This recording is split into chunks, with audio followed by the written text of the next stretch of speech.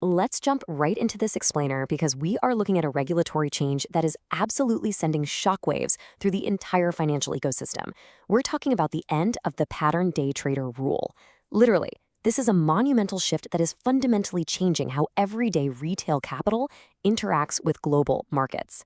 So I want you to keep this one specific question in mind as we trace the ripple effects of this historic shift. Because, when a wall that stood for a quarter of a century is suddenly torn down, the capital it was holding back, it doesn't just sit there. It floods into totally new and unexpected areas of the economy.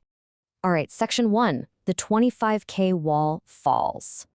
Let's start by looking at the catalyst itself. This is an infamous barrier that everyday investors have absolutely despised for decades.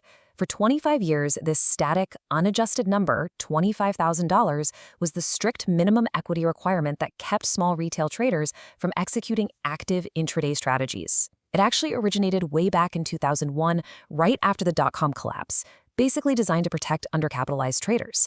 But over the years, as commission-free trading and fractional shares became the norm, this static number kind of just turned into a giant, frustrating roadblock for the everyday investor. This really hits home when you look at the old Robinhood-era reality.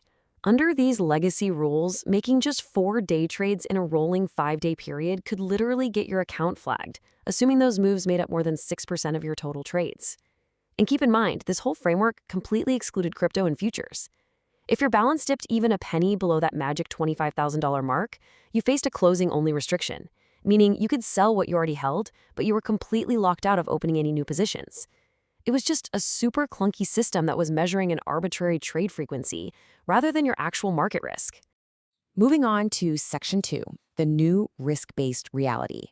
Now, regulators have actually come out and openly acknowledged that this 2001-era mechanism was totally obsolete.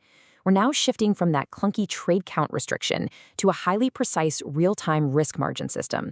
The SEC finally agreed that modern brokerages totally have the tech to monitor risks second by second, based on your actual position exposure. So instead of getting flagged just for hitting a certain number of trades in a week, your account's risk is calculated dynamically. That dreaded pattern day trader designation and that 4 trades in 5 days counter, completely eliminated, gone. As for the timeline, the SEC actually issued their approval order for this in April 2026, and the rule officially dies on June 4th of that year. But to make sure the market doesn't just trip over itself, brokers are getting an 18-month grace period. That runs into late 2027, basically giving them time to smoothly transition their tech and get these new real-time margin requirements up and running. Okay, Section 3, the retail capital migration. But here is where we get the massive twist. This isn't just about day trading stocks anymore. With these guardrails completely gone, highly liberated, and actually pretty risk-disciplined, retail capital is actively migrating straight into private markets. They're hungry for new places to deploy cash. The Angel Investors Network noted that taking down this barrier fundamentally collapses the psychological and practical separation between retail capital and sophisticated syndicates. We aren't talking about passive allocators here. These are retail traders who literally built systematic strategies and actively managed their own risk under the old constraints. And now that they see regulatory barriers falling, they're looking way beyond public equities and eagerly eyeing private alternative assets.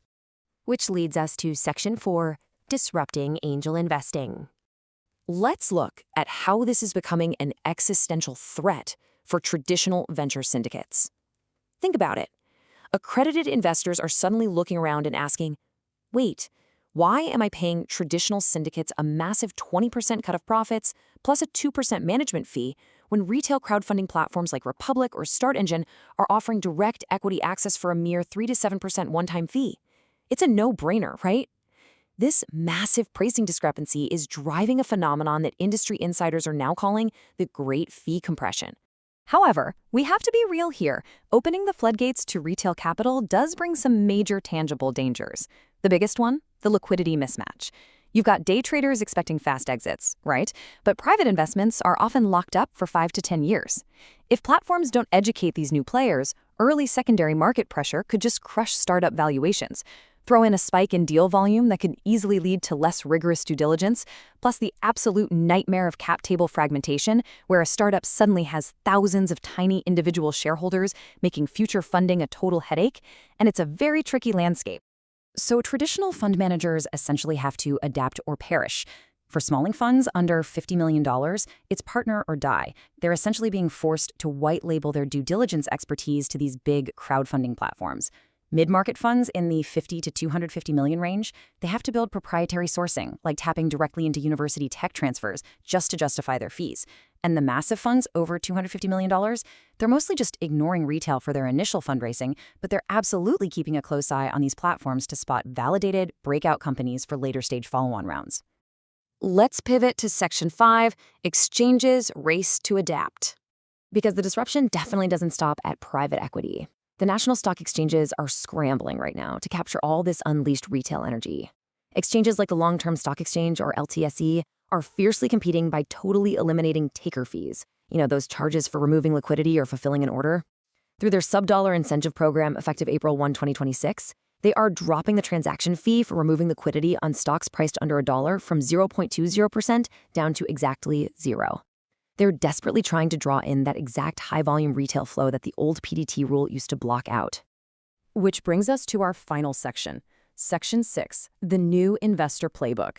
So, what does this newly liberated capital actually look like when it's deployed today? While the private deals that are successfully attracting these funds look surprisingly similar to public tech stocks, these retail traders are demanding institutional-grade financial disclosure.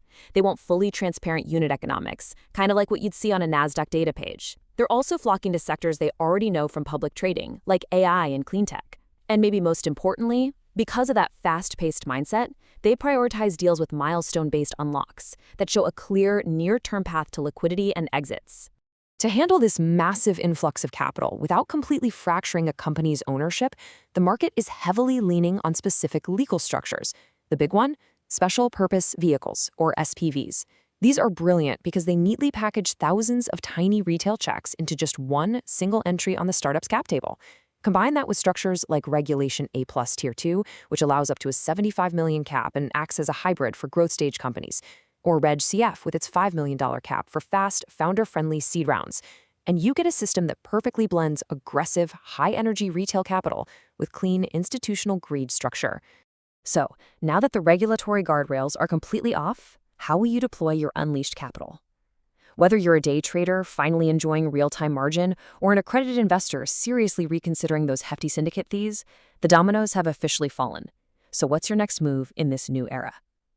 The end of the pattern day trader rule is way more than just a win for day traders. It's a fundamental structural redesign of how capital flows. Take these insights, reevaluate your own strategies, and realize that the landscape of both public and private investing has permanently shifted. Thanks so much for joining me for this explainer, and I'll catch you next time.